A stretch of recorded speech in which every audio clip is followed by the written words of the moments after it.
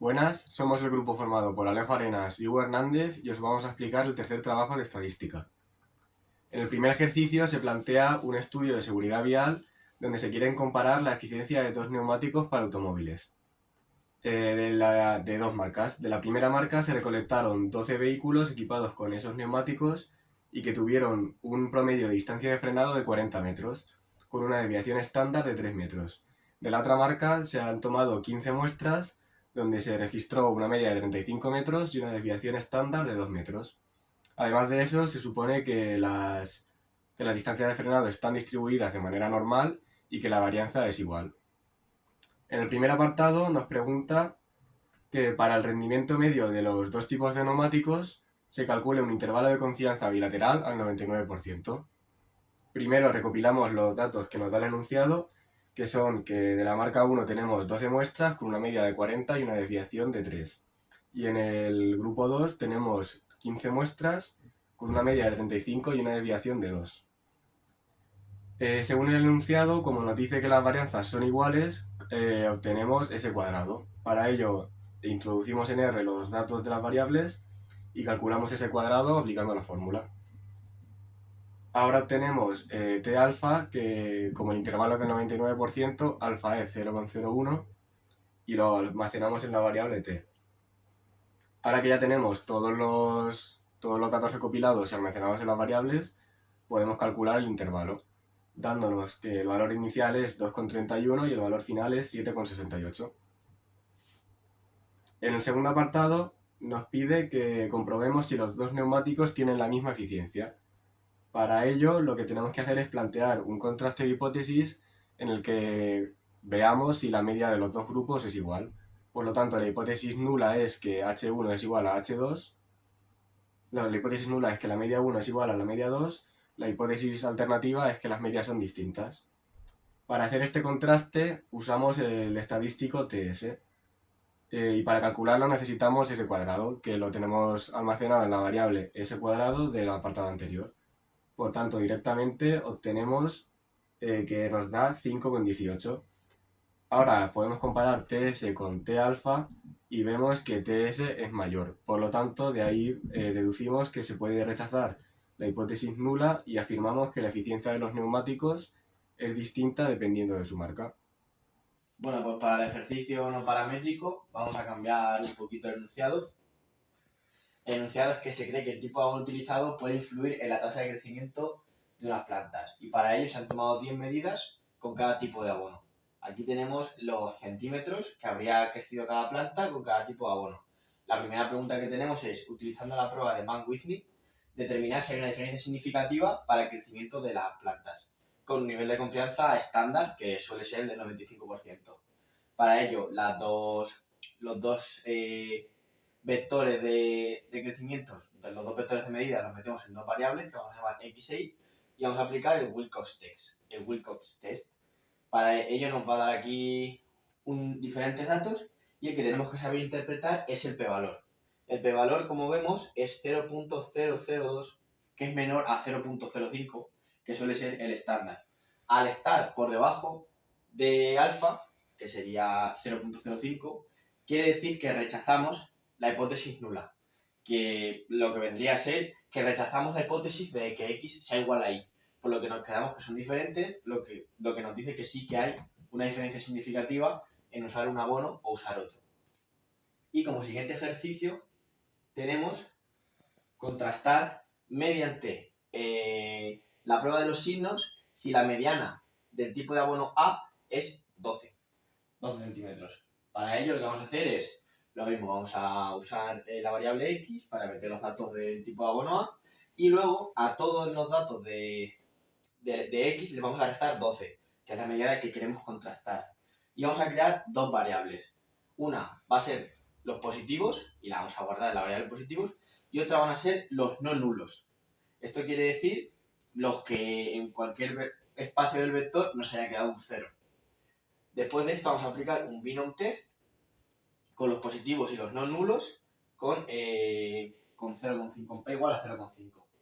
Y para ello tenemos otro p-valor, el cual es, como vemos aquí, 0,001. Esto también nos hace descartar la hipótesis nula. Y para corroborar estos datos, simplemente podemos hacer también el Wilcox Test. Para que aquí no lo he usado porque lo hemos usado ya en el apartado anterior, pero para poder contrastarlos lo usamos con X y con mu igual a 12, que es la medida en la que queremos contrastar, y como vemos el p-valor que nos sale es exactamente el mismo. Esto nos quiere decir que la prueba de los signos la hemos hecho bien. En el segundo ejercicio se plantea el siguiente enunciado. En un taller de guitarras eléctricas se quiere comprobar la calidad de 4 marcas distintas de cuerdas. Para esta comparación se tomará de referencia la primera cuerda de la guitarra, ya que esta cuerda tiene el mismo grosor en cualquier guitarra. Y teniendo eso en cuenta se seleccionan 10 cuerdas de cada marca. Y en esta tabla se ven los datos que hemos recogido. En el primer apartado nos pide que comprobemos si los datos cumplen la primera condición para aplicar ANOVA, ya que para realizar este estudio se tienen que cumplir una serie de condiciones. La primera consiste en que los datos deben seguir una distribución normal.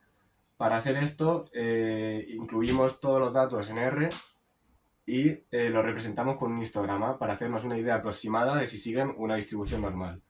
Viendo el histograma podemos ver que aproximadamente sí que lo cumple, pero para verlo con precisión podemos usar algún test como Shapiro Test, KS.test o AD.test. En nuestro caso hemos usado el Shapiro.test, en el que plantea que la hipótesis nula es que los datos siguen una normal y la alternativa es que los datos no siguen una normal. Al ejecutar este test en R nos da que el p-valor es 0,44. Por lo tanto, como es mayor que alfa, no rechazamos la hipótesis nula y hemos comprobado finalmente que los datos siguen una normal. En el siguiente apartado nos pide que comprobemos la segunda condición, que consiste en que los datos tengan la misma varianza, es decir, que cumplan la homoceasticidad. Para comprobar esta propiedad podemos ver una aproximación con un diagrama de cajas, que igual que antes solo nos sirve para verlo de forma aproximada, y podemos ver que aproximadamente esta condición sí que se cumple. Pero para verlo con precisión hemos usado el Butler.test en el que plantea la hipótesis nula de que tienen la misma varianza y la alternativa de que tienen varianza distinta.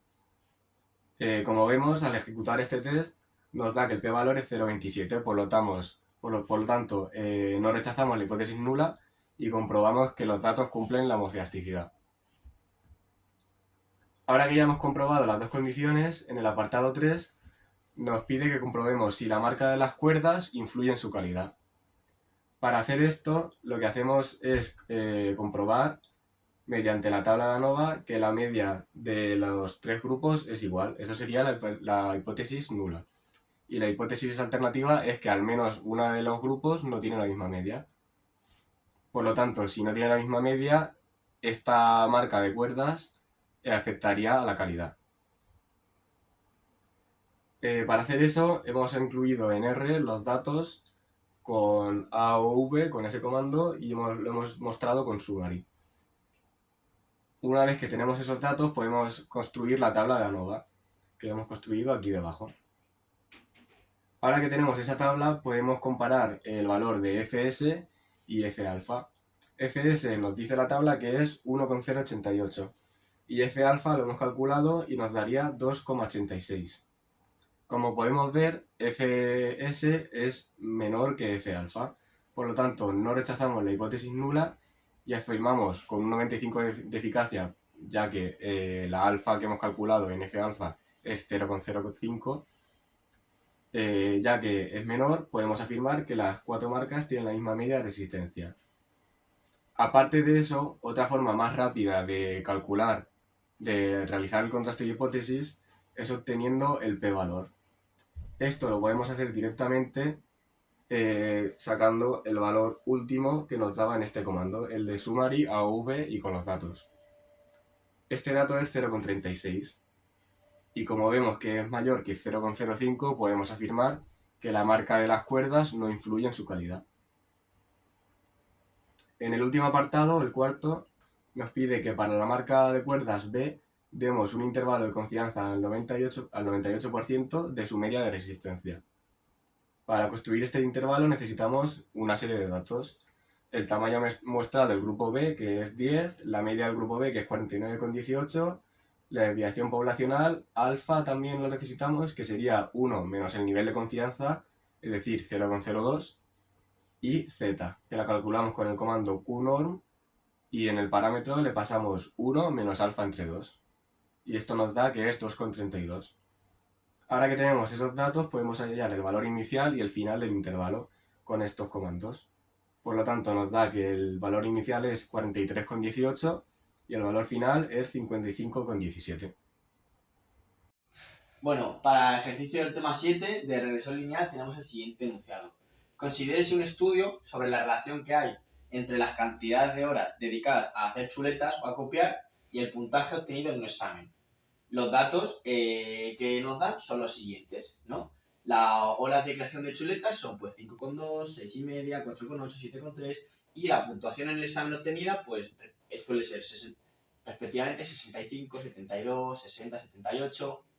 Tenemos los tres primeros apartados, que es A, ¿cómo será la pendiente? B, ¿existe evidencia estadística para afirmar que el modelo de revisión lineal entre las horas de copia del puntaje necesita la constante? Y C, ¿cuál es el valor de dicha constante? Estos apartados los he puesto todos juntos, ya que los podemos resolver todos a la vez y vamos a ver cómo. Volvemos a poner las variables en x e y respectivamente. Aquí hay que tener en cuenta un dato muy importante y es cuál es la variable dependiente y cuál es la independiente. En este caso, la variable independiente sería las horas de creación de las chuletas y la variable dependiente sería los puntos, porque normalmente a cuantas más horas le dedicas a las chuletas, más puntos va a tener el examen. Aquí lo que hacemos es un pequeño gráfico para que veamos que a cuanto más asciende las horas de creación de las chuletas, más asciende la nota en el examen. Y luego podemos usar el comando summary para obtener todos los datos de lo que sería esta gráfica y la relación entre estas dos variables. La primera pregunta era qué signo o qué pendiente, cómo será la pendiente. Con esto nos referimos a que si va a ser positiva o negativa. Simplemente viendo la gráfica ya nos vamos a dar cuenta de que la pendiente va a ser positiva, o sea que va a ser ascendente. Pero si no nos queda igual muy claro, aquí en summary, en la variable x, tenemos un valor que es estimated, que es 7,4. Este 7,4, como podemos ver, es positivo, lo que nos quiere decir que la pendiente va a ser 7,4 y va a ser positiva. Luego, como siguiente pregunta, tenemos que si existe evidencia estadística de que esta función necesita la constante. Para ello, nos deberíamos venir otra vez al summary y mirar el p-valor, que lo tenemos aquí. El p-valor de intercept es 1,15 elevado a la menos 8. Quiere decir 8 decimales hacia la izquierda.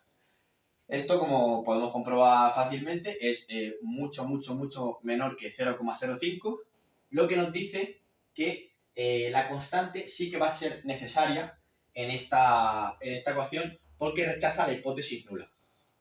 Y como apartado número C sería cuál sería el valor de esta constante y simplemente tendremos que venir donde pone intercept debajo de estimated y vemos que el valor de esta constante va a ser 24,5842.